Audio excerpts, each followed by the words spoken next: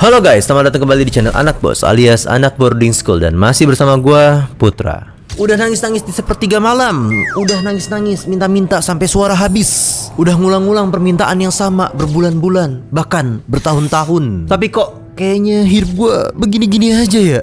Masalah nggak selesai-selesai, permintaan kayak nggak dikasih. Pernah ngerasa doa kita itu kayak mantul-mantul di langit-langit kamar guys? Kayaknya ketutup atap gitu. Rasanya tuh doa nggak dikabulin tuh kayak ya sakit gitu. Kenapa rasanya tuh sesakit itu?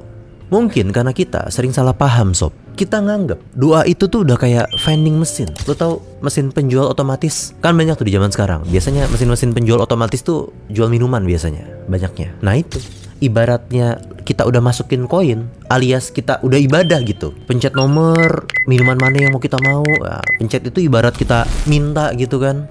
Enak kali ya biar seger.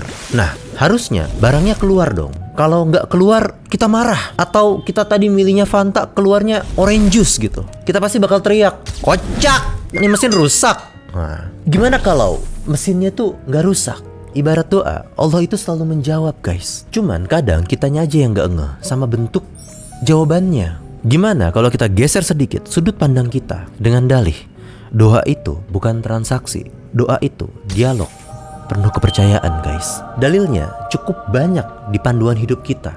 Gue ambil contoh Al-Baqarah 186. Wa idza sa'alaka ibadi anni fa inni qarib ujibu da'watad da'i idza da'ani falyastajibu li wal yu'minu bi la'allahum yarshudun. Allah berfirman, dan apabila hamba-hambaku bertanya tentang aku, maka jawablah wahai Muhammad, fa inni qarib, maka sesungguhnya aku ini dekat. Ujibu da'watad da'i idza da'ani, aku kabulkan semua permohonan, semua doa yang dipanjatkan kepada aku, kata Allah. Falyastajibu li wal yu'minu bi, maka hendaklah mereka memenuhi perintahku dan beriman agar mereka memperoleh kebenaran. Ini adalah jaminan langsung sob dari Allah untuk menegaskan bahwa Allah itu dekat dan Allah pasti bakal ngabulin apapun yang kita minta. Namun ingat sob, syarat dan ketentuan berlaku. Falyastajibu li wal yu'minu bi, maka hendaklah ia memenuhi perintahku dan beriman kepadaku, kata Allah. Makanya syaratnya penuhi dulu perintahnya Allah. Sekaligus kita disuruh beriman, disuruh yakin, disuruh percaya bahwa doa kita itu pasti dijabah. Gue udah beriman bang, sholat udah, puasa full, semua kebaikan gue lakuin, tapi kok tetep aja doa gue tuh kayaknya gak dikabul-kabul, yang ada ngebul. Menarik. Gimana kalau kita bahas dalil lain buat nambah referensi plus keimanan kita sob? Panglima kita Rasulullah SAW pernah memberikan bocoran tentang bagaimana server doa di langit itu bekerja sob. Ada sebuah hadis yang diriwayatkan oleh Abu Sa'id Al-Khudri. Rasulullah SAW bersabda, tidaklah seorang muslim memanjatkan doa kepada Allah selama tidak mengandung dosa di dalam doa tersebut dan tidak memutuskan tali silaturahmi, melainkan Allah akan memberikan salah satu di antara tiga hal sob. Pertama, Allah akan segera mengabulkan doanya. Kedua, Allah akan menyimpannya untuknya di akhirat. Dan yang ketiga, Allah akan menghindarkan darinya keburukan yang semisal. Yuk kita bedah satu-satu sob. Jawaban pertama dikabulkan. Ini yang paling gue suka dan yang pasti lu juga suka sob. Minta A dikasih A. Jelas, simple, padet, semua seneng. Jawaban 2 ditabung. Ini jawaban elit kelas VVIP guys. Kita ini ibarat bocil yang minta mainan ke bapaknya. Misalnya kita minta mainan murah 10 ribuan, tapi bapak kita bilang, jangan ya nak, nanti uangnya bapak tabung aja. Besoknya kita minta lagi, jawabannya masih sama, jangan ya nak, nanti uangnya bapak tabung aja. Besoknya lagi kita minta lagi, begitu lagi, kita minta lagi, begitu lagi, minta lagi, begitu lagi, begitu terus. Kita sebagai bocil kesel pastinya. Tapi lambat laun, pas kita udah dewasa, kita udah selesai kuliah gitu, tiba-tiba bapak kita jebret ngasih mobil beneran gitu, harganya ratusan juta. Hasil dari tabungan kita minta kemarin-kemarin dari kecil.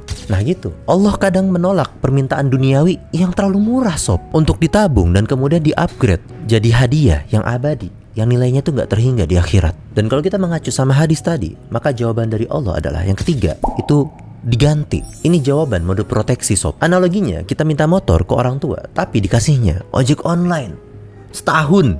Kita kesel.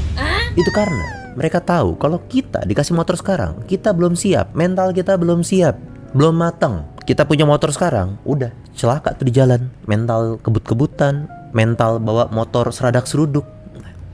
Allah mengganti permintaan kita dengan perlindungan dari musibah yang kita nggak sadar bakal hadir, bakal datang. Kita minta X, tapi Allah tahu ada bahaya Y di depan sana. Lu minta si A jadi jodoh lu, di tengah malam lu minta, lu doa, ya Allah dia ciptaanmu yang terindah, dia paling ngerti aku banget, baik, perhatian, tahu-tahu dikasihnya Sukimnya. Bisa jadi diganti karena Allah tahu si A itu komodo. So, nggak ada doa yang sia-sia guys. Setiap tangan menengadah ke atas itu pasti direspon. Cuman kita nggak tahu respon seperti apa yang Allah pengen kasih. Pilihannya cuma dikasih sekarang atau ditabung untuk di-upgrade nanti, atau yang terakhir diganti sob. Dan ketiga-tiganya adalah bentuk kasih sayang dari Yang Maha Kuasa. Saat lisan meminta dan jawaban tak kunjung nyata, jangan sangka dia lupa atau tak mendengar tiap untayan kata. Mungkin dia menggantinya untuk menjaga diri ini, atau menyimpannya untuk hadiah terindah di kehidupan nanti. So, apa doa terbesar yang lagi lo perjuangin sekarang? Dan setelah kita bahas ini, gimana sudut pandang lo terkait doa tersebut sob? Share di kolom komentar biar kita saling menguatkan. Sekali lagi, kebenaran hanya milik Yang Maha Benar. Gua Anak Bos undur diri. Ciao. Orang kira alim padahal masih nyeleneh, iman masih tipis mesti gimana neh.